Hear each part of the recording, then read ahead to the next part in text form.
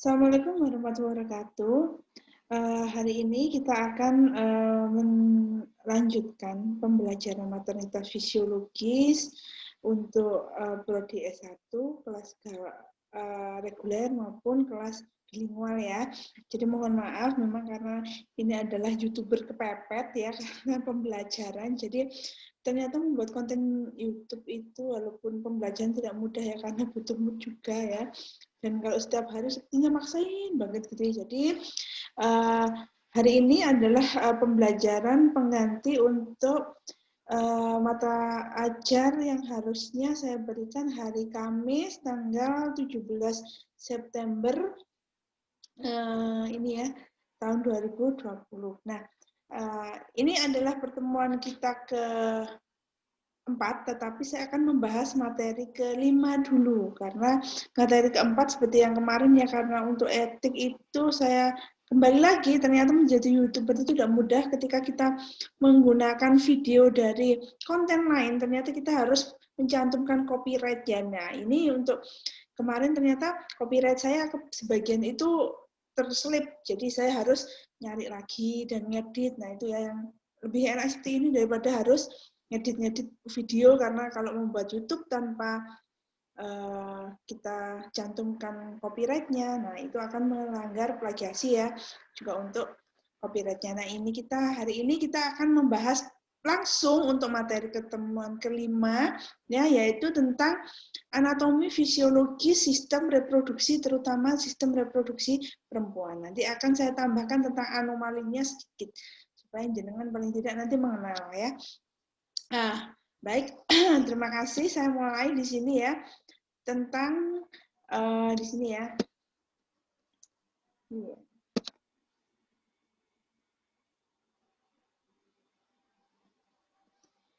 Tentang sebentar.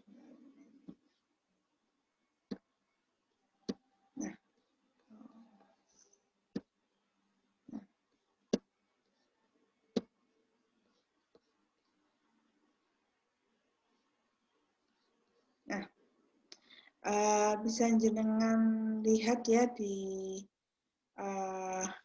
layar jenengan. Nah, kita akan membahas tentang anomali fisiologi sistem reproduksi pada perempuan. Nah, ini ya. Jadi ini adalah gambaran anatomi fisiologis pada sistem reproduksi perempuan ya. Di sini dibagi menjadi dua garis besar ya, yaitu anatomi fisiologis internal ya, bagian dalam ya. Terus kemudian anatomi fisiologis eksternal, bagian luar. Nah, mana saja yang bagian dalam, mana saja yang bagian luar, dan apa saja fungsinya nanti akan kita bahas di sini. Yang pertama adalah organ-organ eksternal, yang depan dulu ya sebelum kita masuk. Yang pertama adalah yang bagian termasuk eksternal di sini, mungkin bisa jenengan lihat di sini ya. Nah, ini yang pertama adalah mons pubis ya, mons pubis. Jadi ini kita di pelajaran anatomi, jadi nanti dimohon dipahami, kita menggunakan bahasa-bahasa yang anatomi juga, jadi jangan dipikir yang aneh-aneh ya. Ini mons pubis terdiri atas kulit yang di bawahnya terdapat jaringan lemak dan ditutupi rambut kemaluan. Nah, ini biasanya rambut kemaluan akan mulai tumbuh pada fase-fase pubertas. Nah, kenapa kalau dilihat mons pubis ini pada laki-laki dan perempuan kok kelihatan seperti lebih berisi pada perempuan? Karena jenengan ingat sekali ketika seorang perempuan mulai masuk masa pubis, masa ini ya, pubertas ini, mons pubisnya itu terjadi penumpukan di area daerah pinggul, dada, buah dada terutama, itu mulai terjadi penumpukan lemak. Jadi di situ kenapa sih kok mons pubis, terus pinggul pada perempuan dan dada itu kelihatan lebih berisi pada saat seorang perempuan mengalami masa pubertas, karena memang ini ya, karena memang ada perubahan hormon sehingga pada area-area pinggul, terus kemudian kemaluan terutama mons pubis, terus kemudian pada area dada itu lemak-lemak akan menumpuk di situ. Jadi kenapa kok mulai membentuk, kalau orang bilang seperti gitar, ya gitarnya apa nggak tahu ya, baseto atau seperti apa nggak tahu. Terus kemudian saya lanjutkan yang bagian eksternal yaitu labia mayora ya. Labia mayora ini ya bagian luarnya ya, yaitu bibir besar. Nah, ini satu paket dengan labia minora ya. Labia mayora ini terdiri dari kulit berambut dengan banyak kelenjar lemak dan kelenjar keringat. Bagian dalamnya tidak berambut dan tidak mengandung kelenjar lemak. Bagian ini mengandung banyak saraf. Nah, di dalam bagian labia mayora ini harusnya secara fisiologis kalau kondisi normal. Ini normal dulu, kita membahas kondisi normal. Nah, di dalamnya itu labia minora. Ya, jadi kalau kita mau melihat minora, kita harus membuka labia mayora dulu. Nah, ini kalau pada bayi-bayi yang baru lahir, biasanya antara labia mayora dan minora ini kelihatan semuanya tampak. Berarti nanti ketika dia menjelang dewasa atau sudah umur 1 tahun, apalagi nanti dewasa, labia minora ini akan disembunyikan oleh labia mayora. Itu yang ideal ya. Ini labia minora ini bagian depannya mengelilingi klitoris ya. Kemudian kedua labia ini mempunyai pembuluh darah. Nah, ini ya. Labia ini analog dengan, maksudnya mempunyai fungsi yang sama, hampir sama dengan kulit skrotum pada laki-laki. Nah, ini ya, jadi yang mempunyai fungsi yang hampir sama dengan kulit skrotum laki-laki adalah labia minora, ya. Ini untuk organ eksternal. Nah, ini ya, di sini ada organ eksternal ya. Ini klitoris ya, orificium uretra ya. Terus kemudian vagina, ini adalah labia minora ya, labia mayora. Jadi sebelum, kalau mau lihat labia minora biasanya harus membuka bagian labia minora dulu. Dan ini adalah anus ya. Nah, ini yang tadi saya katakan tadi ya. Ini kalau kondisi yang tidak normal ya, ini normal female ya, ini. Nah, kalau tidak normal nanti kita bahas ya, ada wanita yang mempunyai genitalia seperti ini ya. Dia tetap secara hormonal wanita, tetapi karena ada gangguan maskulinisasi ya, female genital masculinization to androgen explosion. Nah, ini jadi terjadi perubahan terhadap beberapa seperti klitoris, dia membesar. Terus kemudian, nah ini ya, ini pada gangguan-gangguan. Ini ya labia ada 2 ya, labia mayora yang besar, labia minora yang kecil. Nah, ini biasanya harus dibuka dulu. Jadi nggak seperti ini ya. Jadi ketika seorang melakukan posisi litotomi nggak langsung terbuka seperti ini. Kita harus membuka dengan kedua tangan, kedua jari kita untuk mendapatkan gambaran seperti ini. Gambaran seperti ini, normal female adolescent reproduksi anatomi ini kalau harus kita membuka dengan kedua jari. Nanti ada di lab bagaimana cara membuka labia mayora sehingga kita bisa menampakkan bagian eksternal yang sudah tersembunyi di dalamnya ya. Ini nah ini adalah secara lengkapnya ini ya. Ini klitoris ya, klitoris letaknya di sini, ada gland klitoris ya, ada labia minora di sini ya. Terus kemudian ada corpus cavernosum di sini, bulb of vestibule di sini ya, uretra opening ya, atau orificium uretra bahasa lainnya ya. Jadi orificium lubang awal masuknya uretra ya.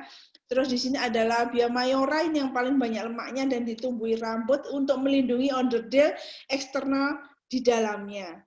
Ini orificium vagina ya, di sini ada orificium vagina ya.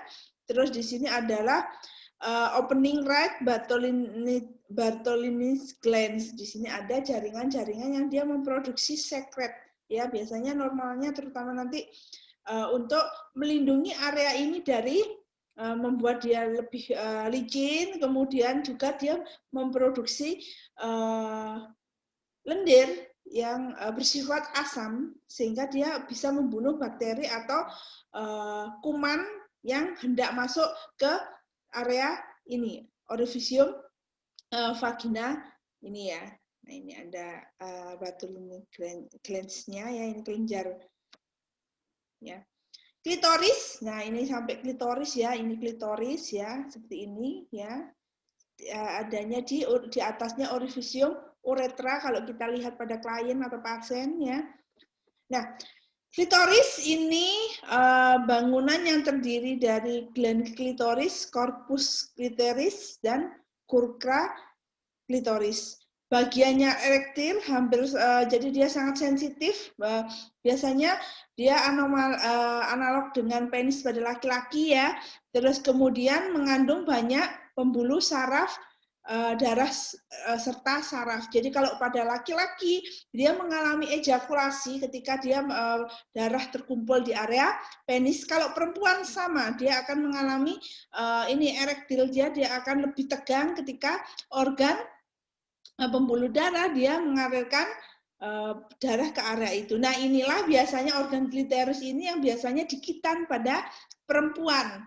Nah bagaimana kitanya? Biasanya hanya digores atau dengan kalau yang saya pernah lihat di Indonesia ya, itu biasanya digores saja dengan silet yang sangat tajam atau pisau bedah ya, sedikit gitu saja. Hanya kalau di Indonesia, kalau di luar negeri, apalagi negara-negara yang masih benar-benar sangat anu sekali karena dia termasuk sunnah ya, sunnah. Nah itu biasanya dia agak lebih keras ya, sehingga dia mematikan banyak saraf di situ, sehingga dia tidak menjadi intinya dia merusak organ erektilnya, saraf-saraf yang ya, itu ya. Apakah sakit? Jelas sakit ya, maka dari itu dilakukan biasanya pada anak-anak yang masih bayi. Seperti itu. Ya, itu untuk klitoris. Kemudian pada vestibulum ya, ini dibatasi oleh labia kanan dan kiri ya. Nah, dia merupakan pertemuan labia minora ya. Kemudian pada bagian vestibulum terdapat muara vagina, liang segama ya, saluran kencing, kelenjar Bartholini dan kelenjar Skene ya. Kelenjar-kelenjar ini berarti dia memproduksi banyak ini ya, lendir-lendir ya. Ini himen atau selaput darah. Nah, ini selaput tipis yang menutupi bagian lubang vagina luar. Nanti akan kita lihat di yang anomali bentuknya himen itu seperti apa sih, Bu? Macamnya kayak apa? Itu ada ya. Baik, di sini untuk organ yang eksternal ya. Jadi dari eksternal ini terdapat 6 organ utama, mohon diingat-ingat ya, ada dari mons pubis, labia mayora, labia minora, kemudian klitoris, vestibulum, dan himen. Nah, itu jenengan harus ingat, nggak peduli cowok atau cewek. Jadi karena organ reproduksi laki-laki maupun perempuan itu adalah bagian anatomi, kalau kita melakukan asuhan keperawatan dia juga terlibat. Jadi jenengan harus tahu bentuknya, harus lihat gambarnya. Nah, jangan sampai jenengan nanti saya itu loh Bu, kan cewek, belum pernah nikah, kan nggak tahu bentuknya. Nah, nanti kadang-kadang Anda akan selain untuk ini ya, untuk memasang ini ya, masang kateter ya, selang kateter. Nah, jangan sampai jenengan kesasar masangnya ke ini apa? Orifisium vagina. Jadi wanita yang apalagi kalau masih gadis ya, jangan sampai jenengan nggak tahu anatominya sehingga nanti bisa memperawani kateternya, memperawani himennya, rusak selaput darahnya bukan karena benda tumpul, tapi karena mungkin pasiennya operasi apa ya, apendik atau usus buntu terus harus pasang kateter, yang masang masih mahasiswa lagi, masih praktek, nggak tahu tempatnya, akhirnya masukin aja ke orifisium vagina. Nah, itu harus hati-hati sekali ya. Karena di negara ketimuran himen atau selaput darah ini masih merupakan hal-hal yang sakral banget. Jadi hati-hati. Jadi kalian harus ngerti ya. Kalau orang-orang sudah STW usia 50 itu biasanya kalau kita membuka, nanti kita belajar di lab ya. Membuka area eksternalnya itu harus agak diangkat karena antara tulang ini otot-ototnya sudah agak kendor sehingga biasanya nggak kelihatan kalau nggak diangkat dulu, nggak kelihatan antara lubang antara perbedaan klitorisnya mana, uretra vaginanya mana, orifisium uretra mana, orifisium orifisium vagina yang mana itu agak kesusahan ya. Kalau anus jelas ya, kalau sampai kesasar kateter, kesasar ke anus itu ya kebacut. Tapi kalau antara yang bahaya itu adalah orifisium uretra dan orifisium vagina. Nah, ini ya. Kita lanjut ke organ internal. Organ internal ini ada beberapa ya. Ini agak banyak sekali organ internalnya ya. Jadi harus benar-benar diperhatikan ya.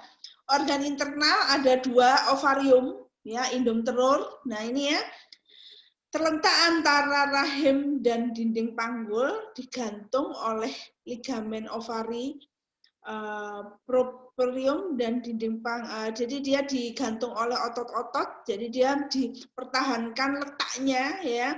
Terus mereka merupakan, jadi dia ada satu stel ya, indung telur ini sebagai penghasil sel telur dan ovum ya. Oosit ya, di sini kita kemarin sudah kita bahas ya bahwa oosit pada wanita itu jumlahnya paten. Jadi sejak seorang wanita di dalam kandungan, nah itu terjadi meiosis dan mitosis 1 dan yang pertama dan kedua kalau nggak salah. Nah, jadi di situ sudah dibentuk. Jadi kalau jumlahnya sudah segitu, dia tidak dapat bertambah lagi, rusak pasti, berkurang pasti, tetapi bertambah tidak bisa. Nah, ini dia ada di ovarium untuk menunggu meiosis kedua, kemudian dia untuk dibuahi dan menghasilkan keturunan. Ini ya, dia juga berfungsi sebagai hormon menghasilkan hormon estrogen, dan progesteron. Nah, hormon estrogen dan progesteron ini sebetulnya pada laki-laki dan perempuan itu sama-sama ada, karena dia juga dibentuk oleh soft tissue di seluruh tubuh. Cuma pada perempuan, nah ini bonus, selama ovariumnya masih berfungsi dengan baik dan dia masih memproduksi sel telur, melakukan meiosis kedua. Nah, hormon estrogennya ini akan ada tambahan sehingga dia fungsinya juga lebih bagus di sini. Tetapi laki-laki dan perempuan itu sama-sama memproduksi hormon estrogen dan progesteron. Cuma jumlahnya pada wanita yang masih aktif secara reproduksi ya itu biasanya jumlah estrogennya lebih banyak karena untuk melakukan meiosis kedua, nah itu ada proses yang dia untuk nanti pada ini ya siklus menstruasi, nah itu dia membentuk korpus yang memproduksi hormon estrogen dan progesteron. Nah itu ovarium, jadi ovarium itu ada 2 dan kalau bertelur, nah itu secara normal yang fisiologis itu gantian. Jadi kalau perempuan itu mengeluarkan oositnya gantian, ya biasanya dari oosit sebelah sekarang dari sebelah kanan, ya. Kemudian bulan depan sebelah kiri. Apa ada Bu kasus-kasus yang sekali melakukan ini ya? Ini pada masa subur itu biasanya langsung 2 ada. Biasanya karena keturunan yang punya bayi kembar, keturunan kembar ya, atau bisa juga karena ada hal-hal ini dirangsang oleh hormonal. Biasanya kalau umpama ada bayi tabung, nah nanti kita bahas di pertemuan selanjutnya itu ada ya. Jadi pematangan sel-sel oosit itu biasanya memang normalnya 1 kali siklus itu 1 atau 2 kali itu pada bayi normal, bayi yang kembar ya. Tetapi pada kondisi tertentu kalau umpama dia mau untuk bayi tabung itu biasanya ovariumnya akan diberikan hormon ya untuk mematangkan lebih dari 1 telur sehingga nanti yang keluar itu juga lebih dari 1 oosit ya di situ. Nah, yang kedua adalah 2 tuba falopii-nya. Jadi ini satu paket antara ovarium dan ini ya tuba falopii ya, ini biasanya tempat terdapatnya fertilisasi, dia saluran untuk mengeluarkan hasil konsepsi, dia ada fibrenya.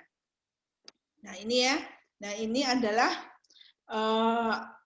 gambarannya ya, yang kalau yang ini kan masih ini perbatasannya ya, jadi dia ini ya servikal ini ya, serviks itu perbatasan antara organ eksternal dan internal. Nah, ini organ internal, ada fundus uteris, ini uterus ya, uterus ya. Ini banyak sekali ototnya ya. Ada lumen, lumen itu adalah kafum atau ruang kosong ya, ruang kosong. Nah, terus kemudian ini adalah ovarium ya. Ini ovarium ya. Kemudian ini endometrium. Jadi untuk fundus uterus itu dibagi jadi 3 ototnya, endometrium yang mendekati lumen uterus ya, myometrium yang tengah, perimetrium itu yang mendekati organ-organ lain di luar uterus ya. Nah, ini cervical canal ya, saluran serviks ya. External os itu tulang ya. Os itu tulang, osteum. Nah, ini ya. Wall of dinding uterus itu terdiri dari 3, endometrium, myometrium, dan perimetrium. Endometrium itu bagian paling dalam dengan kalau paling dalam itu adalah dekatnya lumen uterus ya. Jadi bagian kosong uterus. Nah, kemudian myometrium tengah ya. Terus perimetrium itu yang dekat dengan yang lain, organ-organ yang lain. Ini isthmus ya. Kemudian ini lateral cervical ya. Ini fornix. Fornix ini biasanya nanti untuk nyepitkan IUD benangnya dicepitkan di sini ya. Ini adalah cervix atau mulut rahim ya. Nah, ini gambarannya lebih lengkapnya. Ini adalah ada ampula. Ini ampula ya, ini bagian dari ini ya. Bagian dari tuba fallopiae ya, terdiri dari ampula ya, isthmus, infundilium ya, uter tuba ini ya. Jadi bagian dari tuba fallopiae itu terdiri dari 4, ampula, isthmus, infundibulum sama fibrae. Nah, jadi nanti setelah sel oosit matang ya, dia akan dilempar tapi nggak dilempar seperti bola gitu ya.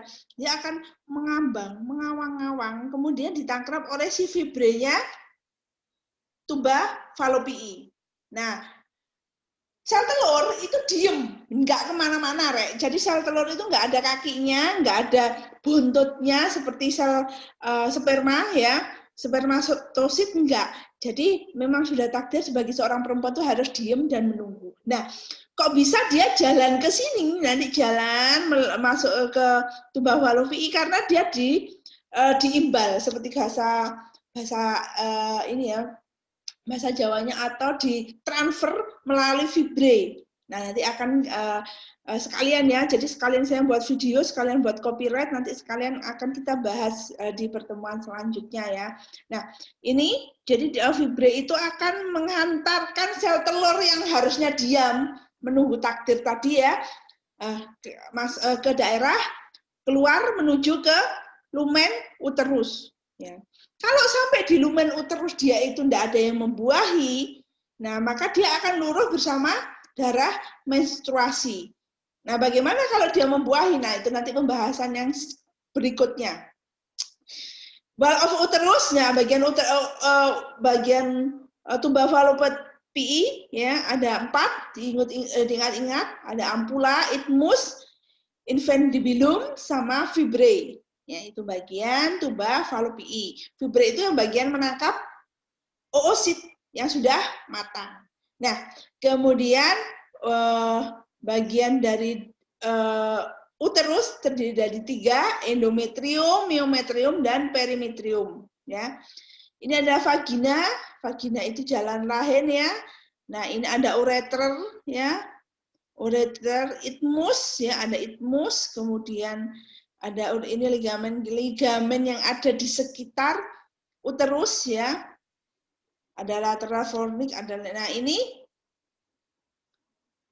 Nah, ini ya. Ini ada ovarium. Nah, ini kalau terbuka seperti ini.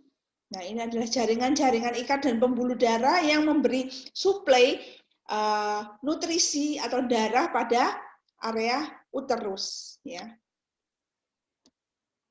Ini kalau diambil dari sisi ini ya, miringnya, sagitalnya ya, kalau diambil dari sagitalnya seperti ini ya.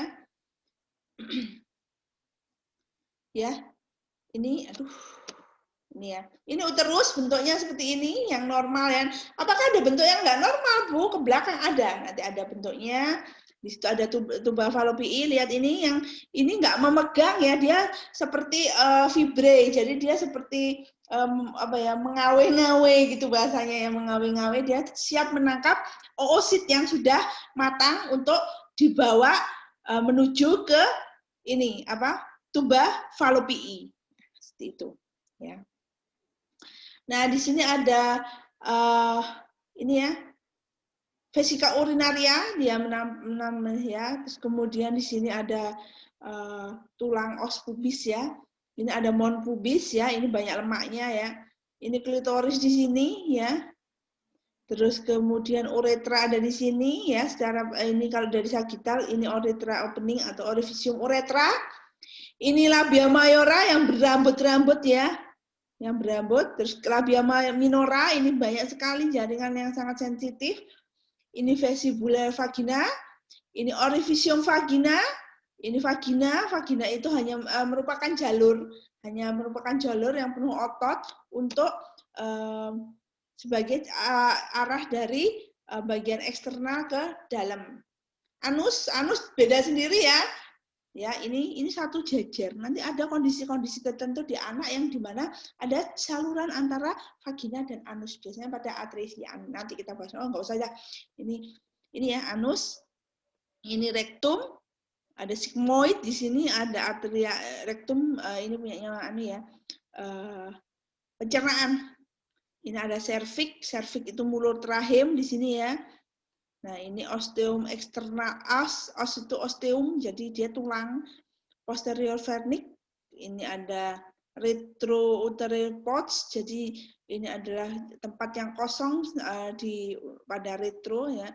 Ini endometriumnya. Nah, ini ada body of uterusnya, ada tiga ini ya, ada tiga tadi, ada endometrium, mesometrium sama perimetrium tualnya.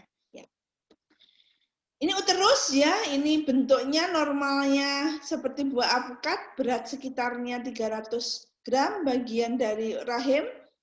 Ini ya, ada cervix uterus yang bagian bawah ya, mulut rahimnya, korpus, nah itu bagian sisih-sisihnya tadi ya, terus fundus itu bagian atas sendiri.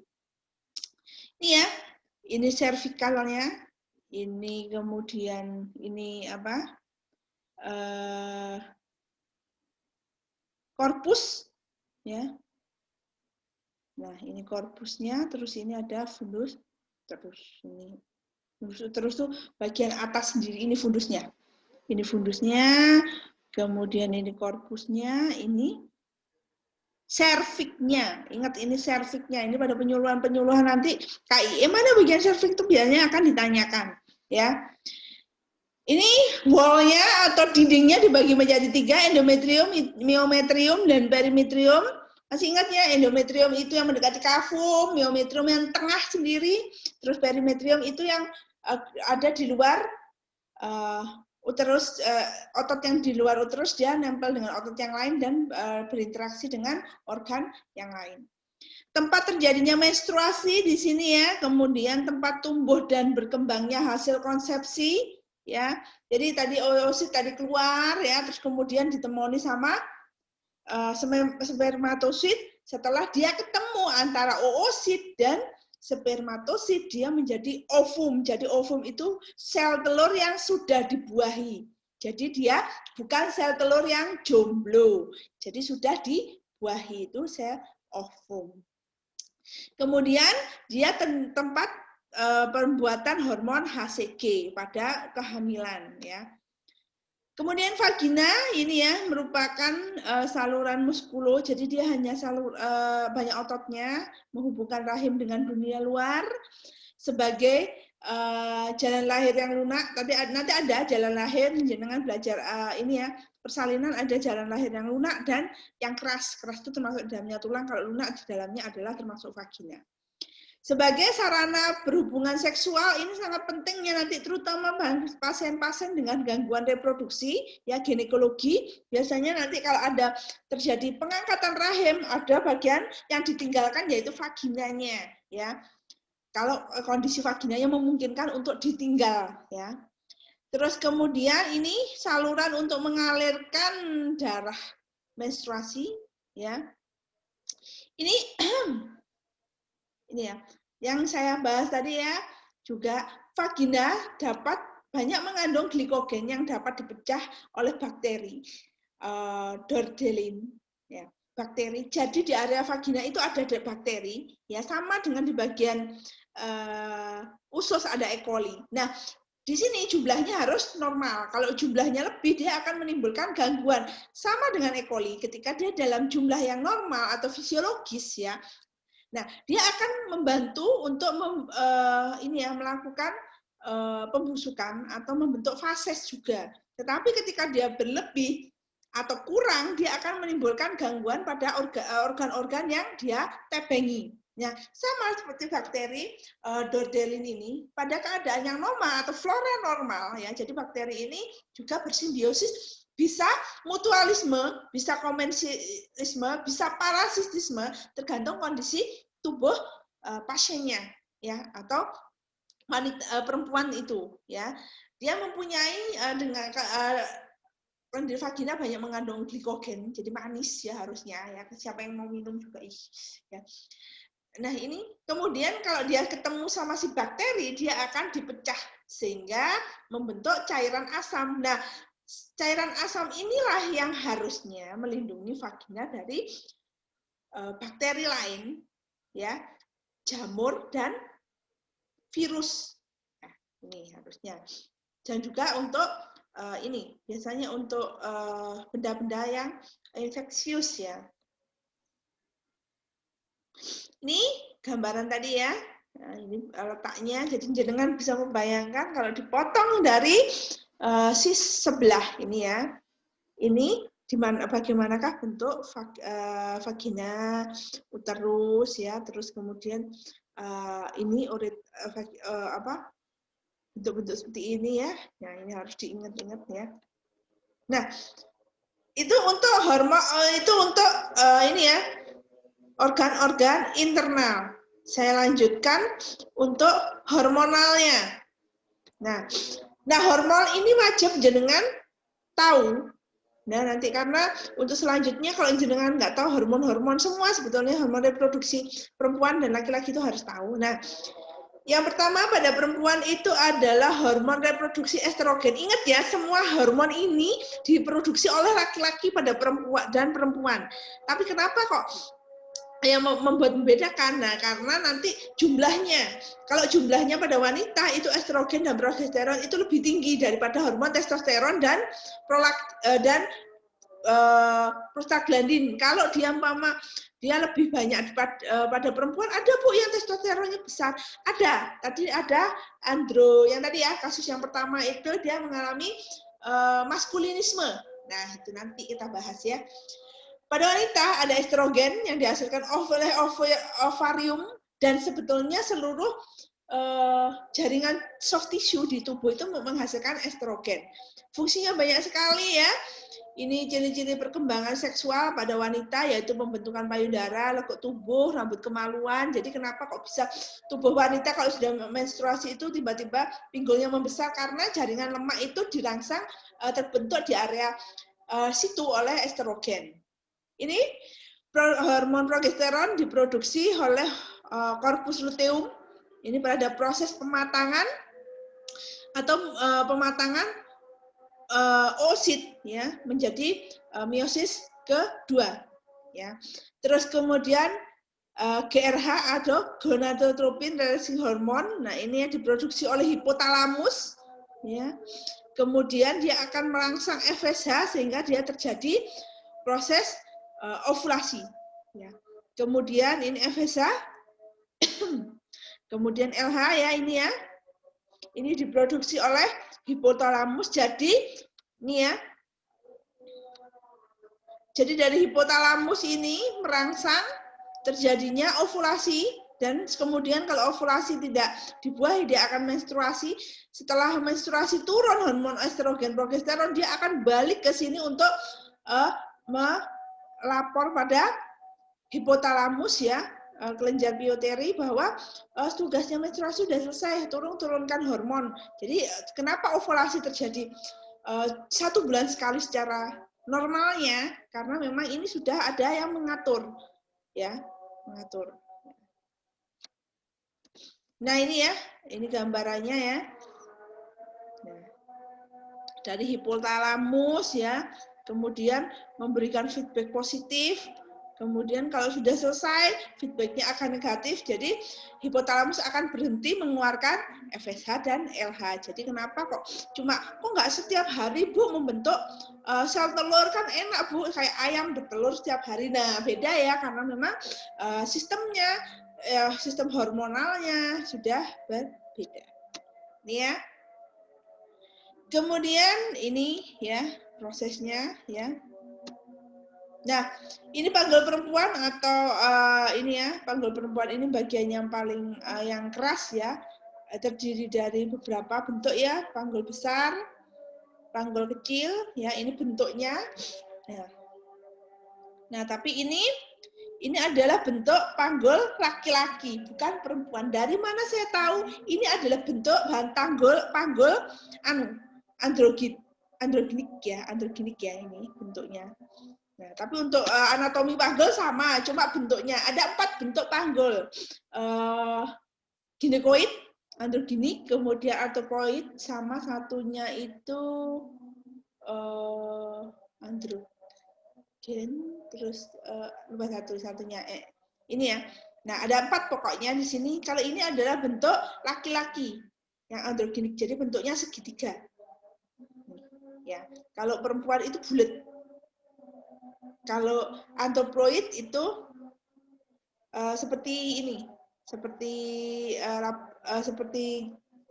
apa ya? Ini bentuknya elips tapi lebih panjang seperti itu. Nah, ini ya. Panggul besar dibentuk oleh 4 tulang, jadi ada osteum ya, 4 tulang ya. Nah, ini bentuknya ya. Nah, ini adalah hot. Hot ini nanti adalah penurunan. Nanti kalau jenengan belajar APN, nah ini ada hot 1. Jadi kepala bayi itu turun sampai di mana? Hot 1 sampai ke hot 4. Ya. Ini tulang panggul kecil dibentuk 4 tulang, ini ya. Bentukannya ini. Nah. Kemudian payudara. Ya, jadi jangan sampai kesampingkan payudara. Payudara ini masuk organ reproduksi perempuan karena hormonalnya juga dipengaruhi oleh perempuan ya. Tetapi nanti kalau terjadi masalah pada payudara ini termasuk ke perawatan KMB, tetapi dia termasuk organ reproduksi perempuan ya. Ini bentuknya ada korpus ya, ada areola, puting susu. Nah, jangan sampai keliru ya kalau sudah belajar anatomi. Organ reproduksi perempuan, jangan sampai membedakan areola itu yang mana ya Bu ya, puting susu, papila mame. Nah ini ya, areola itu yang hitam-hitam ini loh Rek, hitam-hitam ini areola. Nipel atau papila mama itu adalah yang bunder. Ya, ini ya. Ini struktur anatominya ya, di dalam. Jadi dia pada saat dia belum mengalami pubertas ya, lemak ini dikit. Jadi kenapa kalau wanita-wanita masih kecil, masih bayi itu tepes semua ya, sama dengan laki-laki. Karena memang jaringan lemak belum terbentuk. Ketika masa pubertas dimulai, jaringan lemak akan terbentuk dirangsang oleh hormon estrogen dan progesteron ya. Jadi dia akan mengalami penumpukan lemak pada bagian payudara, pinggul, mons pubis, dan beberapa bagian lain. Nah, itu ya. Nah, sampai sini ada perlu didiskusikan? Oh, nggak ada ya. Saya membahas video aja ya. Nah, saya lanjutkan sedikit ke ini ya. Sebentar.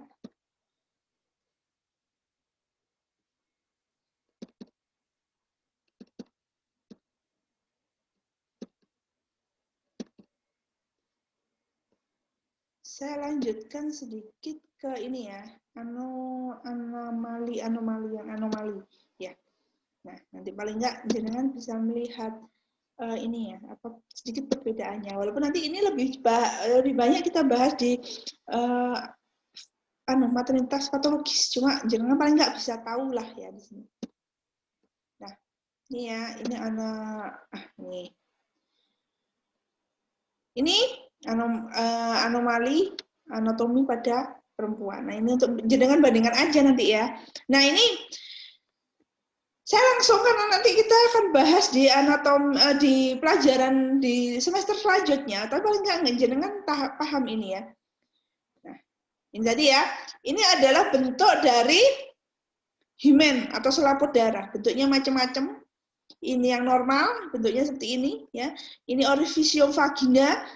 Ya, jadi himen tuh mengelilingi orifisium vagina kalau belum robek ya. Robeknya kenapa ya? Karena sobek, kepingin sobek aja dia. Ya enggak, nanti ada ya kenapa dia sobek. Nah, ini bentuknya seperti ini, anular ya. Ada yang seperti ini. Jadi himen tuh enggak selamanya. Loh Bu, kalau himen itu menutupi, kok bisa darah menstruasi kita keluar? Jadi himen itu enggak bentuknya full nutup, enggak. Malah enggak normal kalau umpama dia full nutup. Dia bentuknya seperti ini. Jadi dia di sini ada ini ya, ada ini orifisium ureter vagina. Nah, dia ditutupi selaput. Ya, ini adalah segel ya. Himen itu segel ya. Nah, segel alami ya. Bentuknya segel itu macam-macam ya. Ini ya, ada yang seperti ini anular ya. Ada yang seperti ini ya, seperti tidak ada segelnya padahal ada ya. Ada yang seperti ini ya. Seperti saringan ya. Ada yang seperti ini, tidak nah, ada juga yang seperti ini ya. Kemudian ada yang ini, nah yang tadi saya katakan infomerata itu adalah yang tertutup, nggak ada lubangnya. Jadi dia bagaimana Bu menstruasi bisa keluar? Dia nggak bisa keluar, nggak taunya dari mana. Nah, nanti kita bahas di patologisnya. Jadi dia nanti harus dilubangi supaya bagaimana melubanginya, bukan segel. Nanti kalau segelnya rusak, nah itu makanya yang melubangi adalah tenaga kesehatan, dan itu nggak langsung disobek, itu ada SOP-nya sendiri sehingga tidak menimbulkan gangguan secara psikis dan psikologisnya juga. Ya. Nah, ini bentuk-bentuknya ya. Ada yang seperti ini, himen septai, ya, ada himen yang seperti ini, seperti nggak ada himennya, tapi ya sebetulnya ada. Nah, ini biasanya lebih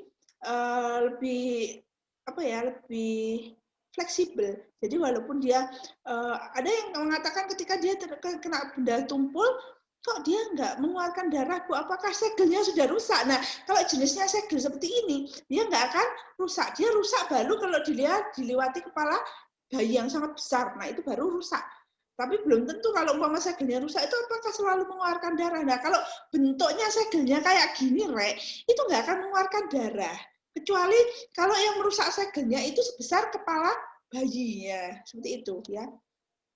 Itu pun pada kasus tertentu dia walaupun sudah melahirkan segelnya tetap ada, asalkan persalinannya itu tidak merusak, tidak melakukan episiotomi ya. Ini anomali uterus. Jadi uterus kalau tadi bentuknya yang normal itu cuma satu. Nah, nanti ada jenengan ketemu uterus yang bentuknya seperti ini, ada yang cuma satu. Kalau satu gimana, Bu? Kan orifisium nanti ada ovariumnya. Ovariumnya cuma satu. Iya, ada kasus-kasus yang ovariumnya cuma satu. Nah, ini ya.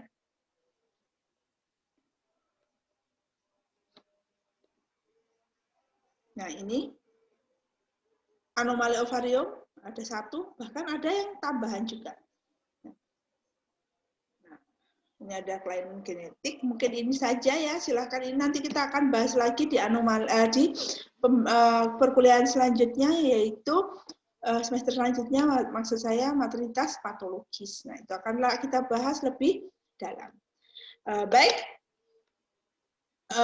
sampai sini ya untuk anatomi fisiologi sistem reproduksi. Nah, nanti silahkan jenengan besok kita bahas melalui proses Zoominar jam 8 ya besok. Silahkan dilihat ini apa video ini. Nanti besok saya akan tetap mereview PPT-nya ketika PPT ya PPT-nya ketika pembelajaran Zoom, tapi tidak saya jelaskan dengan detail, mungkin hanya keyword-keywordnya aja. Nanti lebih banyak kita ke sesi tanya jawab. Sampai sini, terima kasih atas perhatiannya. Saya akhiri. Assalamualaikum warahmatullahi wabarakatuh.